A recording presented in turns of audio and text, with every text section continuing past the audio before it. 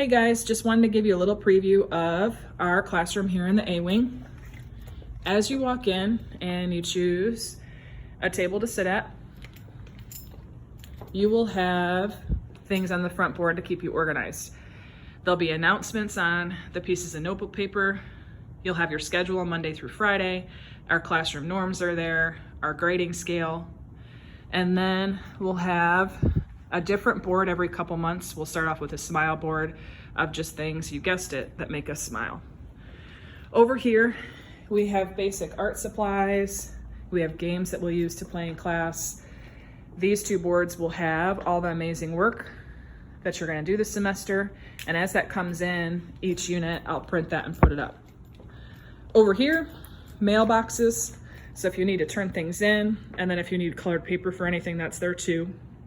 We have some resources that say you're in an English class or in a speech class and they want you to choose a topic that is related to something that we cover in class. I know that I've had students in the past that will come in and ask for resources, so that's where I keep them all. So feel free to use that. In Unit 4 of orientation, we are going to do a short version of the program we use in Child Development 1 and 2, which is called What's Next. So you can see on here what that program is all about. We create a budget based on a family scenario. So you're either married, single, or divorced, and then you have between 1 and 3 kids. What happens then is you will get paid for certain things you do in class in order to use that money and pay your bills every month. So if that sounds like something you think you could benefit from, take Child Development 1 and 2.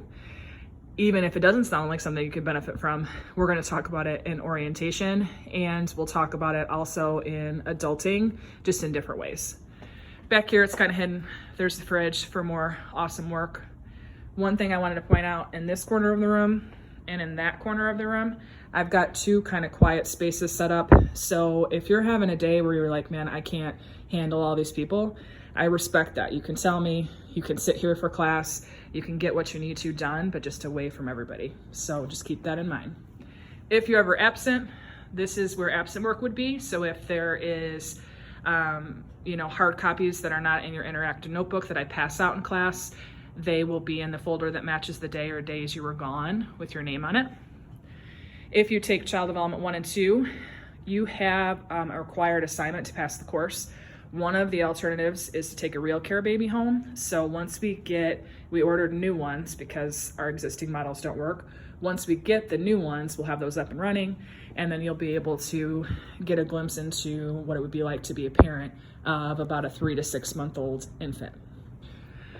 Over here is the spot where we're gonna have our goals and our classroom expectations as we get those formed in the next couple weeks. We have our mental health check-in, which we'll do weekly when we're on campus.